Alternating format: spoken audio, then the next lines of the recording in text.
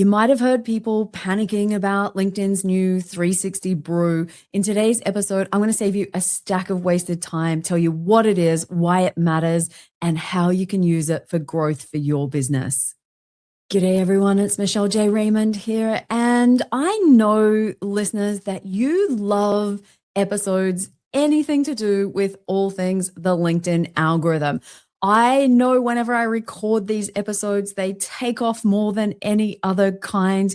And whether I like it or not, whether I wish you should focus on somewhere else instead of just the algorithm, here we are this week to talk about 360 Brew.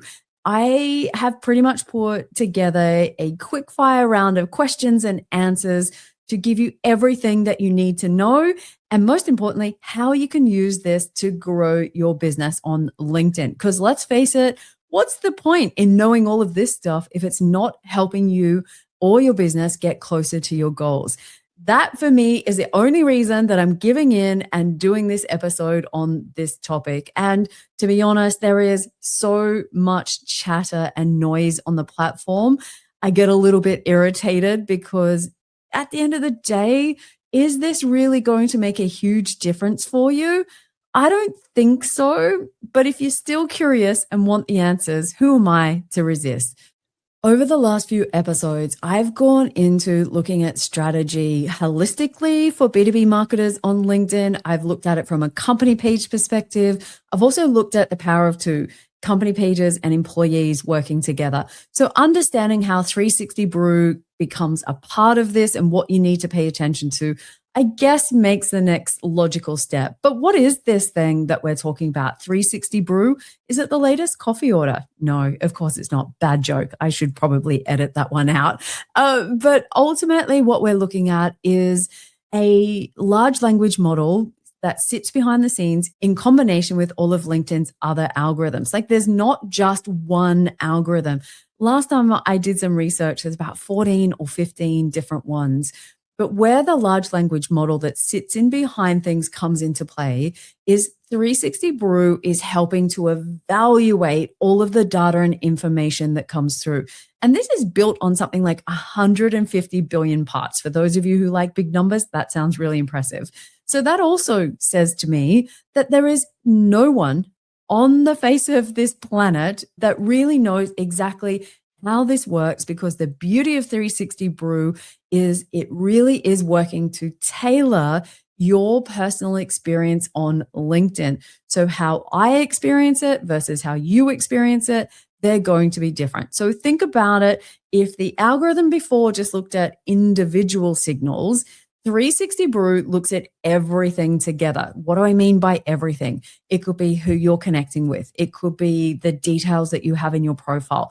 It's the content that you're putting out there. It's the comments that you're making. There is no one thing that 360 Brew looks at in isolation. And I think that's the key point that you need to understand with this. Every little action you take helps to train 360 Brew in what you do and don't like, what you want to be known for, what your brand stands for, who you want to communicate with.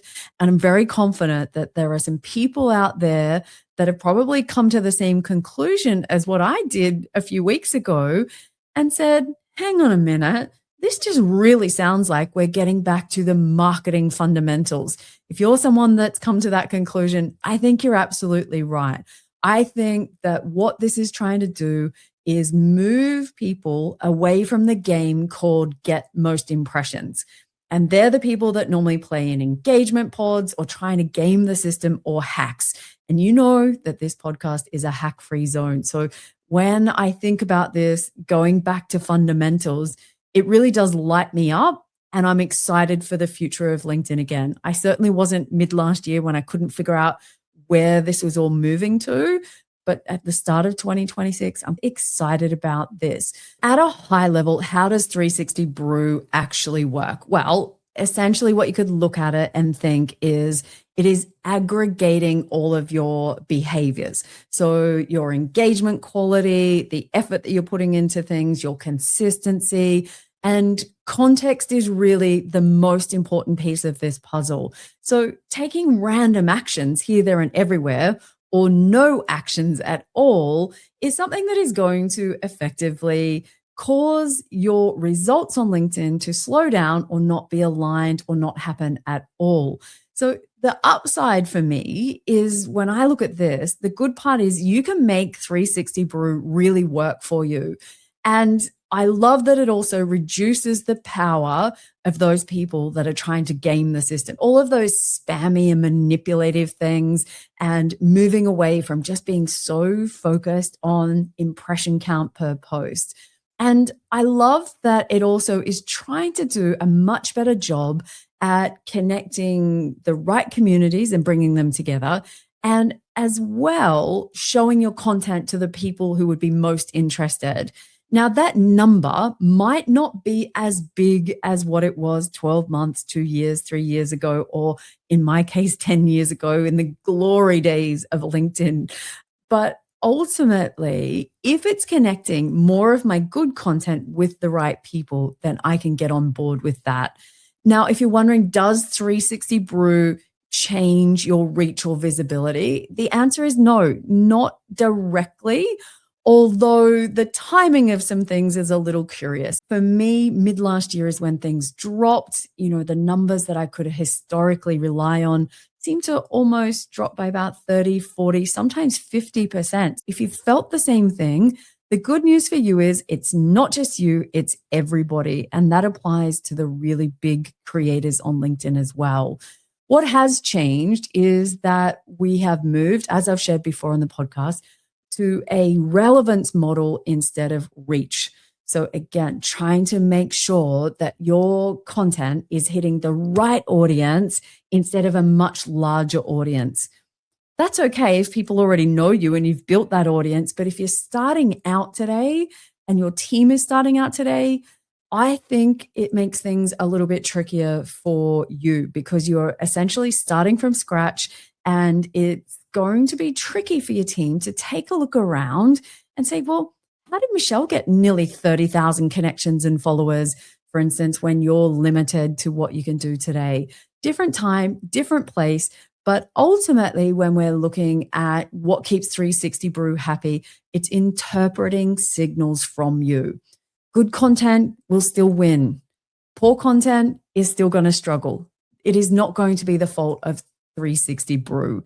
If your reach drops, normally it's a strategy issue and not a 360 Brew issue. Now, not always the case, and this does pretty much change the second I record things, so take everything with a grain of salt.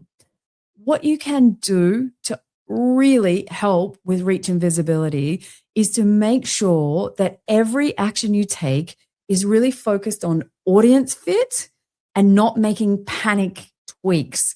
So go back and do the work, define your ideal client profile, and every action you take should be in service of them and trying to build up your credibility in that space. And if you're not doing the work to define that up front, you'll be confused.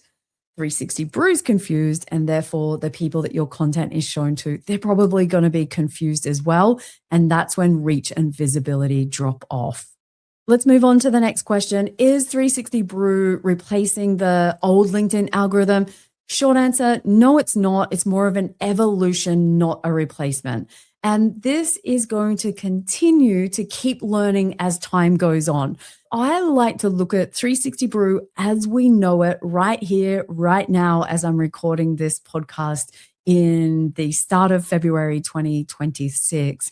I think this is the worst it will ever be. And as it learns, just like we've seen with other large language models like ChatGPT, we'll see that it actually gets better with time. So I love that. Why is it happening now? Well, we've got new tools and technology available. We know LinkedIn and Microsoft are heavily invested into the world of AI.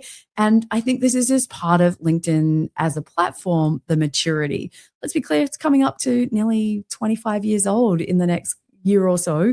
If you are a marketer, a B2B marketer that's listening to the podcast, shout out. Nice to have you here. But what does 360 Brew mean for B2B marketers specifically? I think the thing that you need to be mindful of is that relevance beats volume more than ever. So if you are comparing your numbers to previous years, you're going to end up in tears. It is time to start looking at things in a different way. Now, LinkedIn's supporting you with this, and I am super excited to share that one of the latest releases that's coming out for LinkedIn and is being rolled out to everyone over time is changes to post analytics. So now we're not just going to be able to trace things like the impressions and engagement, things like reposts, saves, who clicked on your link in the post, so we can finally agree to put the link in the post. But ultimately, when you're looking at that, we've got new metrics. Did your content generate new followers, whether it's for your profile or yay, for company pages as well? So lots of different metrics have become important. Clear positioning has never been more important. And marketers, this is on you. This is time to go back and refine. Is your business really honed in on that target audience, or are you trying to really be everything to everyone? That is the number one mistake that I find in the audits and strategy sessions that I'm doing with clients at the moment. Of course, your product can be sold to everyone and you want to sell it to as many people as possible, but that's not how marketing works. And that's why we see too many competitors within any industry look and sound exactly the same. And that's why your content's not memorable, doesn't stand out, and you're missing out on opportunities. The people that are consuming content, whether it's out on your company page or whether it's done via employee profiles, either way, I want you to think about, is this content useful to the people that are reading it? And that measure is really important. And as I would call that typically, are you doing things in service of your audience? Because that type of content, instead of broadcasting content, normally means that it will increase the likelihood of somebody saving your content or reposting and sharing it with others. Nobody is really going to repost or share things that you are just talking about your own business and what's important to you. Find a way to switch it up to make it in service of your audience. That consistency, whether it's the consistency of the actions that you're taking on the page or on profiles, consistency is what builds signal strength on 360 Brew. And the more that you can be consistent, the more that it is going to serve you instead of hinder you. And this trust that we're building is really compounding your visibility as well. So consistency builds signal strength, and then trust is compounded by that visibility. So lots of great ways that 360 Brew is here to help you B2B marketers. Moving on to our next question. Does 360 Brew affect company pages differently? Good news is no, it doesn't. The same logic still applies. And pages, I think, will just benefit from ensuring that they're consistent, both in actions and messaging, and also that you do the work to build your authority in your industry.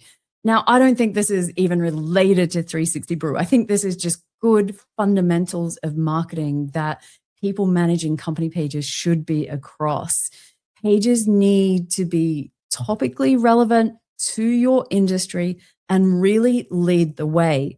Now, that doesn't always mean that you have to have hardcore professional thought leadership in every single post. No, sometimes it could be that your page is building a community. Really powerful when your page is out there supporting other people. There are some pages that are doing this really well right now. Beehive is one of them, one of the email marketing platforms that's growing beyond that. But it's been really amazing for me to watch them recently and the types of comments that they're leaving on posts out and about. It really is great to see, and the content that they're putting out there.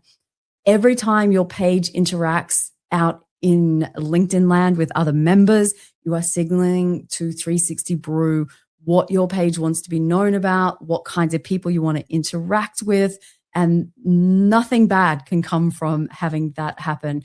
And I talk about that with my clients. Page advocacy is what I call it. And 360 Brew is really going to reward this activity. Having your employees interact with your page posts, again, signals to 360 Brew who should be connected to this type of content. And really, by working together, your page is the backbone and scaled with your employee advocacy, this is just going to supercharge the results that 360 Brew is trying to give to you. I honestly believe it is there to serve us so that we enjoy things better. So a page-led strategy becomes even more valuable, not less valuable. Hello, power of two, than what it did before 360 Brew was invented. Next question, does employee advocacy still matter under 360 Brew? Yes, absolutely, and maybe even possibly more, if that's even possible. Human signals really strengthen credibility and the reach quality, and how you strategically build your community, i.e., think about whose connection request will I accept or reject? Who will I strategically connect with? Who is it that makes up my ideal client profile in different communities? Am I targeting particular geographies? And I think the more discerning we are with building our community now, the more that will be rewarded. Trusted networks around employees really give strong signals to 360 Brew. And again, this is aggregating all the signals that we are giving it and trying to come up with the best solution possible for you. 360 Brew wants you to have a great experience on LinkedIn.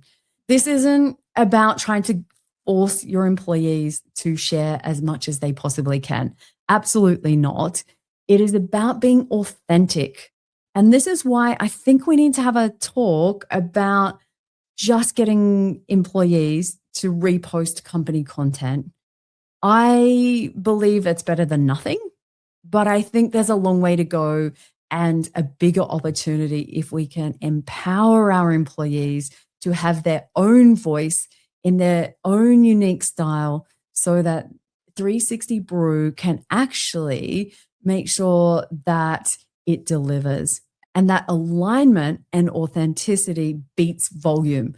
So this isn't about trying to do more and more and more like the likes of Gary Vee would have you believe. No, that's not the answer in this case. Consistency, yes. Volume, no. That leads me to the next question that I want to answer for you. Should your posting frequency or formats change on LinkedIn?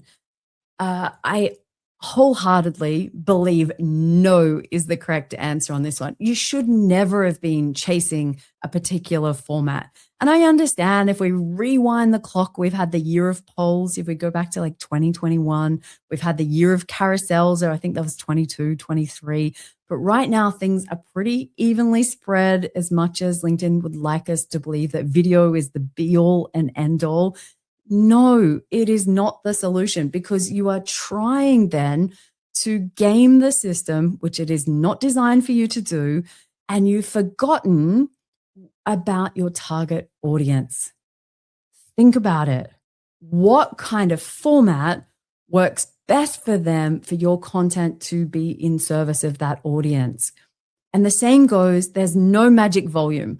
You don't have to post every day. You don't have to post 10 times a day. You don't have to post here, there, and everywhere. This is definitely a quality over quantity, staying on topic, and consistency is definitely going to give you better results than intensity. So quality better than quantity. Alignment beats volume. If in doubt, always go strategy before tactics.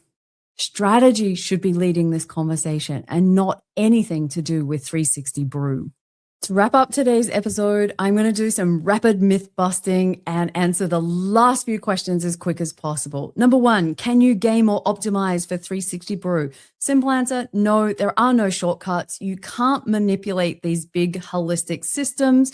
Strategy wins and hacks, no deal. Number 2, does viral content perform better with 360 Brew? No, viral doesn't equal valuable, and reach without relevance doesn't convert. So B2B buyers care about usefulness and not hype. Number 3, does AI content get penalized? AI itself isn't the actual problem.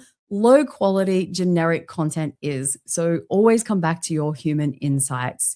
Let's go to the next question. Is engagement still important? Yes, absolutely. But it's all about meaningful engagement.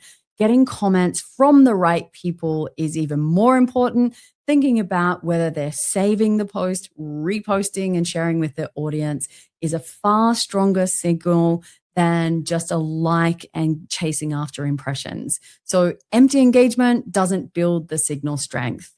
Listeners, I have answered nearly every question that I could possibly think of when it comes to 360 Brew and the questions that you might have.